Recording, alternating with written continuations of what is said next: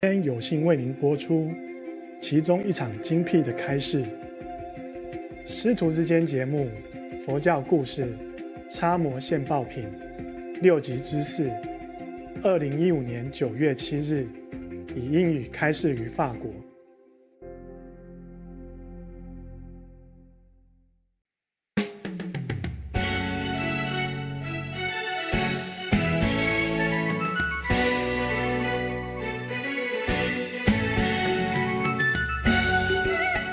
Then in this lifetime, whatever you want, your wish will be fulfilled. Wow, don't you wish you be born in the Buddha's time?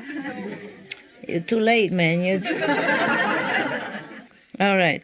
Oh, this is a Brahmin man. Heard many people say similar things. Wow, so happy, so glad. And then he worked harder that day. He earned a little money that day because maybe someday he didn't earn that much, That day he earned some money, very small amounts of money. But he went to the market and buy a different kind of foods, whatever he can with that money, And then all the vegetarian food, vegetable, fruit, and whatever he can with that small money.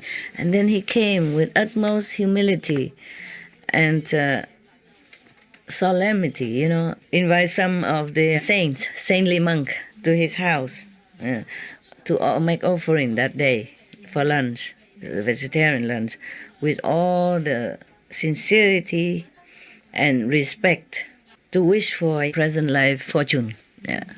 He didn't ask for Buddhahood, maybe too much for him. Okay. His wife name is Saima, meaning peaceful.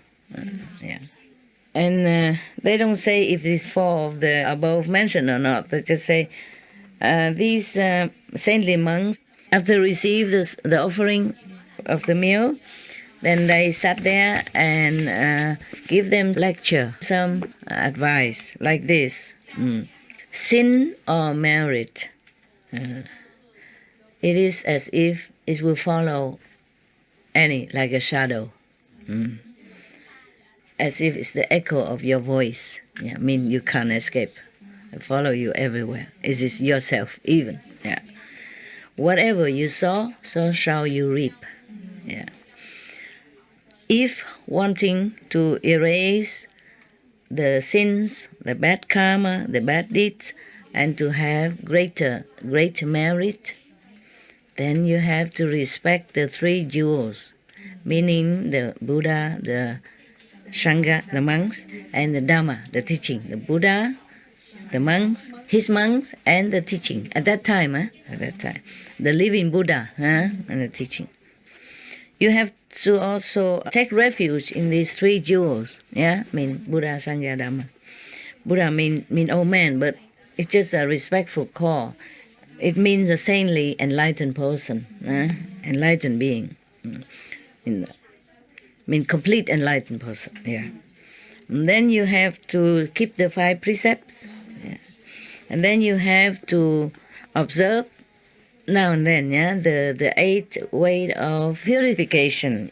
And you have to do charity work, to give to the needy, And you also make offering to the saintly beings, And then, in this lifetime, or in the future lifetime, whatever you wish will come true. The husband and wife prostrated in front of these saintly monks, thanked them and requested them to give them the 3 refuge, take refuge in the Buddha, take refuge in the monks, assembly, Sangha, and the Dhamma, the teaching of the Buddha, meaning they will keep and revere and study this, the teaching of the Buddhas, and give their life, meaning not give their life, but like subdue, or rely on the Buddha and the Sangha and the teaching, And they also will keep the 5 precepts, etc. So that means that day they got initiation. All right. So after that, these saintly monks went back to the ashram where the Buddha stayed. Yeah. Also in this similar time, same period of time, the king of that country, Bansha, he went to the forest, and then now he returned to his palace. Yeah, he saw a person, a criminal, supposed to be criminal, bound on a pole, standing the pole next to the street, on beside the road. Yeah, that's the way they do it before. I guess somebody committed some crime, and then they just bind that person there so that everybody can see it. Yeah, so they don't do it again. Other people will take that as a warning. Yeah, and they had nothing to eat, to drink. So, and then the criminals, of course, recognizes the king, and he knew the king is very compassionate. The followers of Buddha, of course. So he begged the king for some food and drink. Yeah, and the Buddha, the king promised. Yeah, he will. Yes, but then when he went back to his palace, he's busy or tired, whatever, and many people bug him or ask him things, he forgot. Yeah.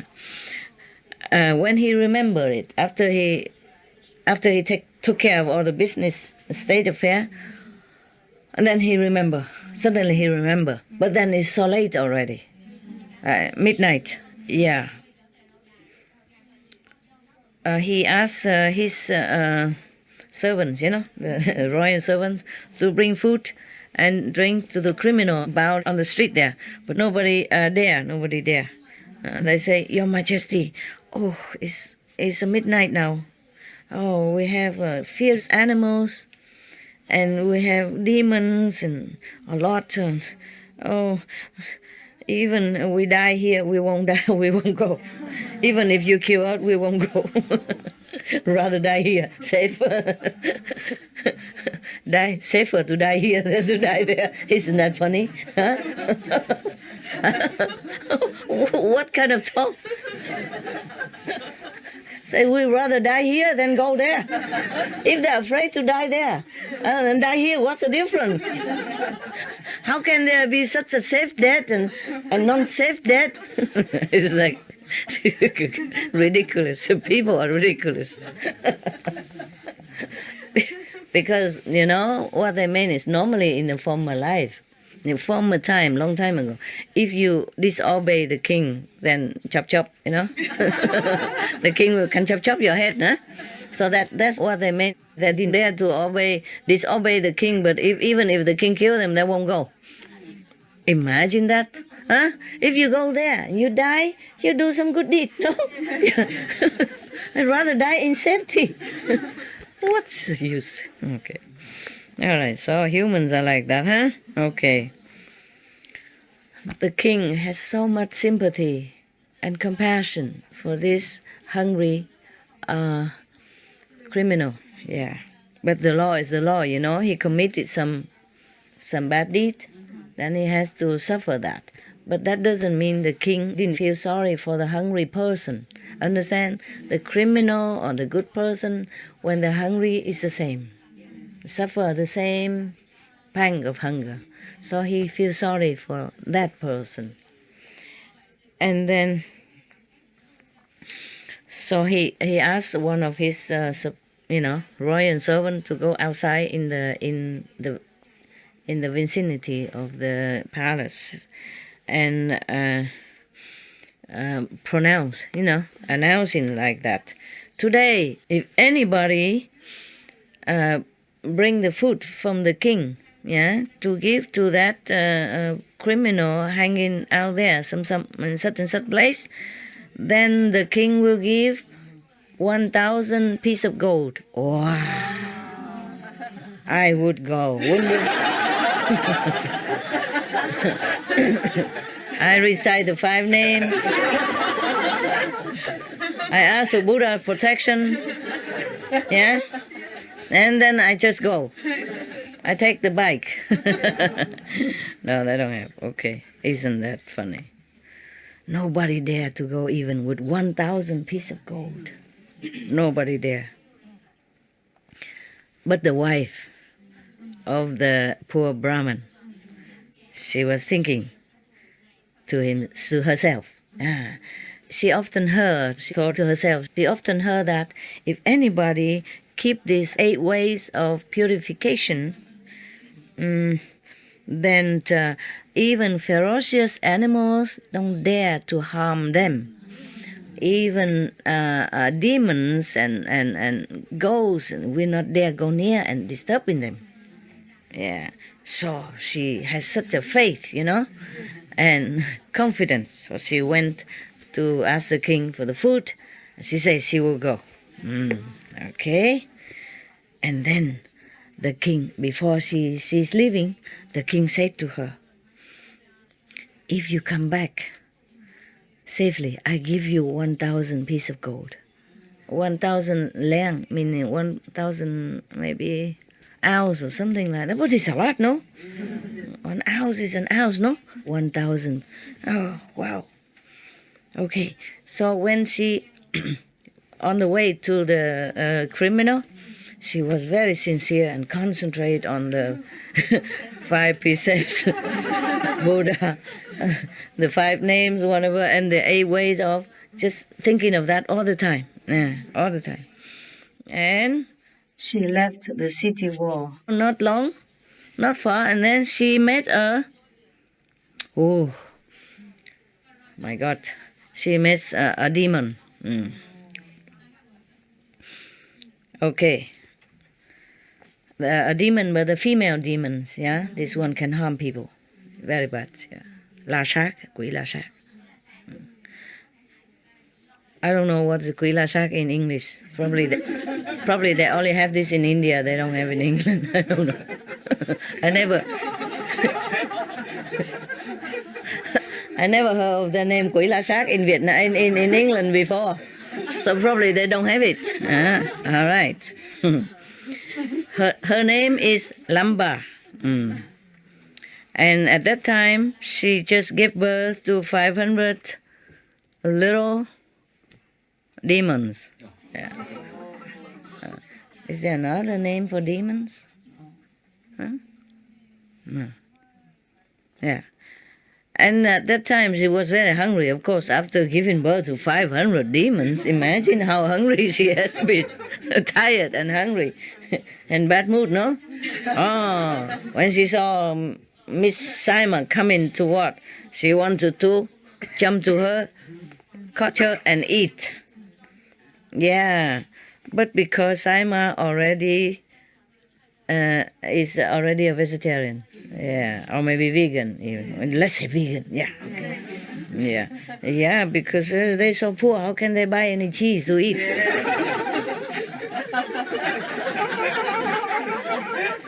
So I presume vegan. See how good vegan is for you. So being poor is a good thing also. You cannot eat meat. You can't. Yeah? And maybe rarely. Huh? Okay, so now the demon didn't dare, so scared of her. I didn't dare to touch her. And then the demon asked her, but in a polite tone now, because knowing she's a saintly person, following the saintly way now. So she asked her, elder sister, like 师姐, elder sister, where are you going? Do you have some food for me? Can you share some with me? Can you give me a little bit? And she gave, Simon took some of the food for the criminal and gave it to her. Yeah. It's very little, but because the demon, they also have some power, So it's okay, feel good. Eat a little bit and use some, a little bit and use some power to multiply to make it much. So she feels satisfied. Yeah. And then, so the demon was happy. No, in Buddhist liturgy, in offering to the ghost, you have some kind of mantra when you recite it, and you throw just some water, some drops of water in your hand. I can do it, just I don't do it anymore. And then they and then a little bit of food, just this, and it's multiply a lot. And thousands of ghosts, hungry ghosts, can be satisfied with that. Yeah. I used to do that when I was in a temple, and so many of them coming. Yeah, that even one of the ghost busters, she was so scared. She's scared. She ran up to my room at night. She came up and she said, "No, I don't dare stay down there." I said, "What's the difference? It's the same house." You think the ghosts cannot come up? So they say, she said, no, they don't dare, because here you have many Buddhas and Bodhisattvas, meaning enlightened masters from the past, and also a lot of angels. They don't dare come up here. Yeah. Later, she became one of my disciples, the ghost buster who is afraid of ghosts. Later, she visited me also. It's not just her alone. There were several of them together.